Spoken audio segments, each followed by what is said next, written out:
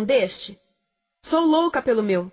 Na verdade, adoro todas as minhas coisas. Já se perguntou de onde vêm todas as coisas que compramos e para onde vão quando nos desfazemos delas? Não conseguia deixar de pensar nisso, por isso quis saber mais sobre o assunto. E os livros diziam que as coisas se deslocam ao longo de um sistema. Da extração para a produção, para a distribuição, para o consumo e para o tratamento de lixo. Isso tudo se chama a economia de materiais. Bem, estudei um pouco mais. Eu passei 10 anos viajando pelo mundo atrás de pistas de onde vêm as nossas coisas e para onde vão. E sabe o que eu descobri? Esta não é toda a história. Falta muita coisa nessa explicação. Em primeiro lugar, neste sistema parece que está tudo bem, sem problemas. Mas, na verdade, é um sistema em crise, porque trata-se de um sistema linear. E nós vivemos num planeta finito. E não se pode gerir um sistema linear num planeta finito, indefinidamente. Em todas as suas etapas, este sistema interage com o mundo real. A vida real não acontece numa página em branco. Interage com sociedades, culturas, economias, o ambiente. E durante as etapas, a vida vai se chocando contra seus limites. Limites que aqui não vemos porque o diagrama está incompleto.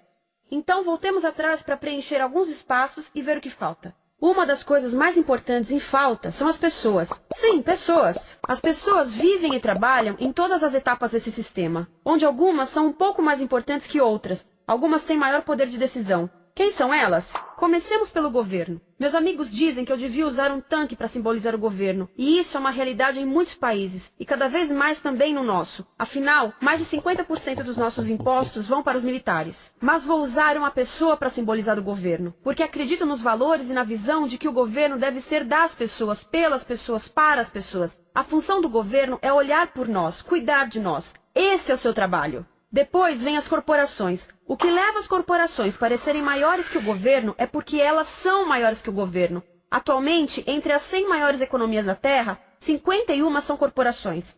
À medida que as corporações foram crescendo, em tamanho e poder, assistimos a uma pequena mudança no governo, como se estivessem mais preocupados com o bem-estar deles do que com o nosso. Muito bem, então vejamos o que mais falta nessa imagem. Começaremos pela extração, que é uma palavra pomposa para exploração de recursos naturais, que por sua vez é uma palavra pomposa para destruir o planeta. A verdade é que cortamos as árvores, arrebentamos as montanhas para extrair os metais, consumimos toda a água e exterminamos os animais. Aqui enfrentamos o nosso primeiro limite. Estamos ficando sem recursos naturais. Estamos utilizando demasiados materiais. Sei que isto pode ser difícil de ouvir, mas é a verdade. Por isso temos que lidar com isso. Durante apenas as 3 últimas décadas, foram consumidos 33% dos recursos naturais do planeta.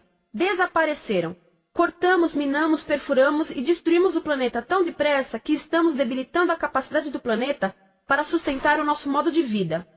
Onde eu vivo, nos Estados Unidos, resta-nos menos de 4% da nossa floresta original. 40% dos cursos de água estão impróprios para o consumo. E o nosso problema não é apenas estarmos utilizando demasiados recursos, mas o fato de estarmos utilizando mais do que a nossa parte. Temos 5% da população mundial, mas usamos 30% dos recursos mundiais. Se todos consumissem ao ritmo dos Estados Unidos, precisaríamos de 3 a 5 planetas. E sabem uma coisa? Só temos um. Então, a resposta do meu país a essa limitação é simplesmente ir tomar dos outros. Este é o terceiro mundo, que alguém dirá tratar-se apenas de uma expressão para designar o local para onde foram as nossas matérias-primas. E o que é que acontece? A mesma coisa, destruição do local. 75% das zonas de pesca do planeta estão sendo exploradas ao máximo ou além da sua capacidade. Desapareceram 80% das florestas originais do planeta. Só na Amazônia perdemos 2.000 árvores por minuto, o equivalente a um campo de futebol por minuto. Então, e as pessoas que vivem aqui? Bem, de acordo com esses sujeitos, eles não são donos desses recursos. Mesmo que vivam lá há gerações. Não são donos dos meios de produção, nem compram muitas coisas. Nesse sistema, quem não possui nem compra muitas coisas não tem valor. A seguir, as matérias-primas seguem para a produção, onde utilizamos energia para misturar químicos tóxicos com recursos naturais para produzir produtos contaminados com tóxicos. Há atualmente no comércio mais de 100.000 químicos sintéticos. Apenas um punhado foi testado para avaliar o seu impacto na saúde, e nenhum foi testado em relação aos impactos sinérgicos na saúde, ou seja, a interação com todos os outros químicos aos quais estamos expostos diariamente.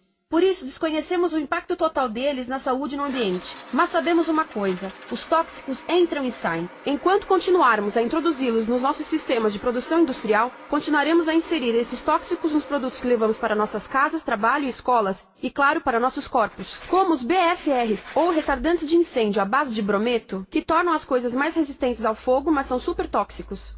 São neurotóxicos, ou seja, tóxicos para o cérebro. O que é que estamos fazendo usando esses químicos?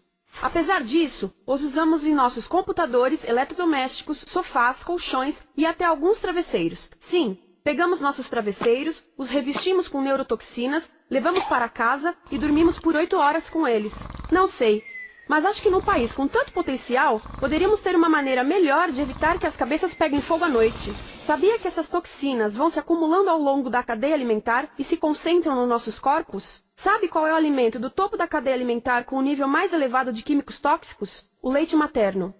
Isto significa que os menores membros das nossas sociedades, os nossos bebês, recebem as maiores doses de químicos tóxicos das suas vidas a partir do leite das suas mães. Não acha que é uma incrível violação? A amamentação deveria ser o mais importante ato humano de nutrição. Deveria ser algo sagrado e seguro. A amamentação continua a ser o melhor e as mães devem amamentar, mas nós deveríamos proteger esse ato. Eles deviam protegê-lo. Eu pensava que zelavam pelos nossos interesses. As pessoas que mais sofrem com esses produtos químicos são os trabalhadores das fábricas. Muitos são mulheres em idade reprodutiva que trabalham com toxinas que afetam a gestação, carcinogênicos e muito mais. Agora eu pergunto: que tipo de mulher em idade reprodutiva trabalharia num emprego deste, exposta a estas toxinas, a não ser uma mulher sem outra alternativa? Essa é uma das maravilhas desse sistema. A erosão dos ecossistemas e economias locais aqui garante um fluxo constante de pessoas sem alternativas. No mundo, há 200 mil pessoas por dia se deslocando de ambientes que as sustentaram ao longo de gerações para cidades, onde muitas vivem em bairros de lata, à procura de emprego, por mais tóxico que seja. Não só os recursos são desperdiçados ao longo desse sistema, mas também pessoas, comunidades inteiras são desfeitas. Sim, as toxinas entram e saem. Muitas delas saem das fábricas em produtos, e muitas mais saem como subprodutos, ou poluição, e estamos falando de muita poluição. Nos Estados Unidos, as indústrias admitem liberar mais de 1.800.000 quilos de químicos tóxicos por ano. Deve ser muito mais, porque isso é o que eles admitem. Trata-se de outro limite, porque quem quer ver e respirar 1.800.000 quilos de químicos tóxicos por ano? Então o que eles fazem? Mudam as fábricas poluidoras para o estrangeiro, para poluir outros países. Mas, surpresa, grande parte dessa poluição volta para nós trazida pelo vento. E o que acontece depois de todos os recursos naturais serem transformados em produtos? Passam por aqui, para a distribuição, o que significa vender todo o lixo contaminado com toxinas o mais rápido possível. Aqui, o objetivo é manter os preços baixos, com as pessoas comprando os produtos em constante movimento. Como eles mantêm os preços baixos? Pagam salários baixos aos trabalhadores das lojas e restringem o acesso aos seguros de saúde sempre que podem. Tudo se resume em exteriorizar os custos. O verdadeiro custo da produção não se reflete no preço. Em outras palavras, não pagamos aquilo que compramos. Outro dia estive pensando nisto. Ia a caminho do trabalho e queria ouvir as notícias. Por isso entrei numa loja para comprar um rádio. Encontrei um pequeno rádio verde engraçado que custava $4,99. Na fila do caixa pensei, como $4,99 podem refletir o custo da produção e transporte desse rádio até ele chegar nas minhas mãos? O metal deve ter sido extraído na África do Sul. O petróleo provavelmente do Iraque. O plástico produzido na China e talvez montado por uma criança de 15 anos numa fábrica do México. $4,99 não paga nem o aluguel do espaço ocupado na prateleira, nem parte do salário do empregado que me atendeu, ou as viagens de navio e caminhão que o rádio fez. Foi assim que eu percebi que eu não paguei o valor do rádio. Então, quem pagou? Estas pessoas pagaram com a perda do espaço dos seus recursos naturais.